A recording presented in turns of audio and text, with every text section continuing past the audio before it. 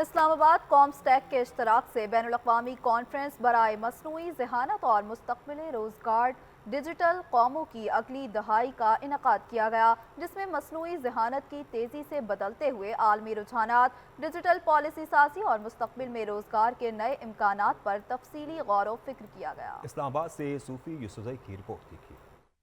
बैनुल-अक़वामी conference बराए मसनूई ज़हानत के मेहमान ख़ुसूसी सेनेटर डॉक्टर अफनान खान रुकन सेनेट कायमा कमेटी बराए इंफॉर्मेशन टेक्नोलॉजी थे, जबकि chairman Pakistan digital authority Suhail Munir ने बतौर एजाज़ी मेहमान शिरकत की। इफ्तिताही सेशन से खिताब करते हुए वज़ीर आज़म के मशीर ने कहा कि मसनूई ज़हानत न सिर्फ मईशत बल्कि तालीम, सेहत, सनत और तर्ज हुक्मरानी में इनकलाबी तब्दीलियाँ ला रही है, जिसके लिए बर वक्त और जामिया पॉलिसी साजी नागुज़ीर है। One message is very clear. Artificial intelligence is no longer a future possibility. It is a present reality shaping economies, governance, and societies. The idea of digital nations is not just about technology adoption. It is about how nations govern better, grow faster, and include more citizens through digital capability. With a young population, expanding digital exports, and growing freelance economy, we can position ourselves as a global hub for AI-enabled services. Senator doctor Afnan Khan ने अपने खिताब में कहा कि मुस्तकबिल का रोजगार जदीद टेक्नोलॉजी खसूसन मसनूई ज़हानत से जुड़ा हुआ है, इसलिए नौजवानों को डिजिटल महारतों से आरास्ता करना वक्त की अहम जरूरत है। उन्होंने इस बात पर जोर दिया कि हुकूमत तालीमी इदारों, सनत और तहकीक के दरमियान मजबूत रवाबित कायम करने के लिए अमली इक़दामात कर रही है, ताकि पाकिस्तान डिजिटल मईशत में मौसर किरदार अदा कर सके। We have the AI policy that was recently launched, in which the government has highlighted the areas where we are going to work in. So what we are planning on doing is that having the human resource, the infrastructure, and all of that ecosystem coming together to develop the future products. Government itself is also focused around AI.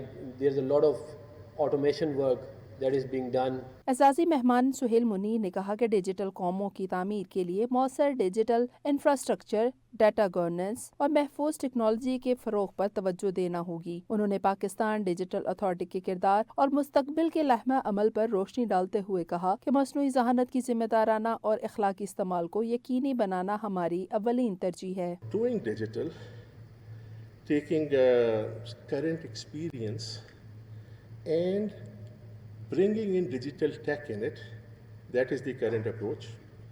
It makes minimal change in operations, but you are digitizing things. Pakistan has a digital native population reaching 66% or 2/3 of the country. If we just take our youth, that is the 9th largest country in the world in population wise. A lot of people see that as a liability, as a threat.